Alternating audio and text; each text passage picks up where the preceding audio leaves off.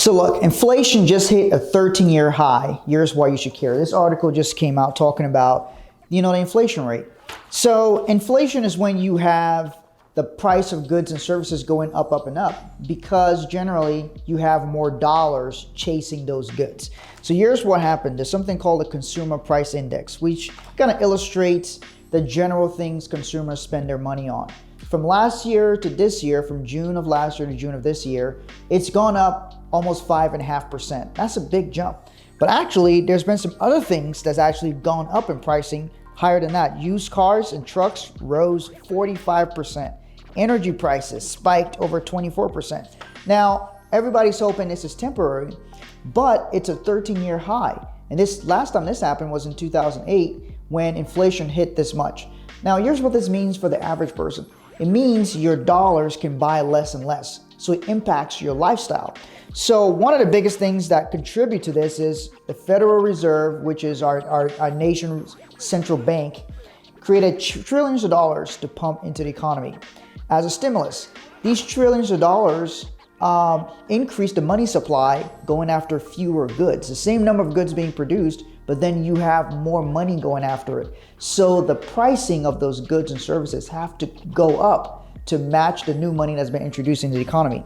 So 1/4 of the money that's in circulation has been created since January of 2020. Now, Federal Reserve Chairman, this guy's name is Jerome Powell. Every time I hear his name, it sounds like a brother, but he's actually a white dude.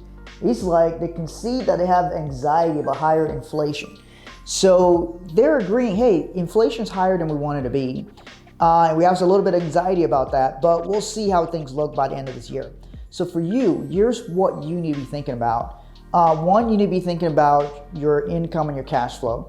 Number two, be thinking about your assets. How can inflation impact your assets? People who have real assets, things like real estate or gold and things like cash flow or business, things like that can help you counter the impact of inflation. So you want to make sure that you're looking at your assets. You want to make sure that you're paying attention to your income and your cash flow, and you're looking at making moves to where you can store, build up your capital to leverage to buy income producing assets. One of the things we show people how to do is build their own bank. How do you put your capital to work for you, working in one location, and leverage it to buy income producing assets like real estate?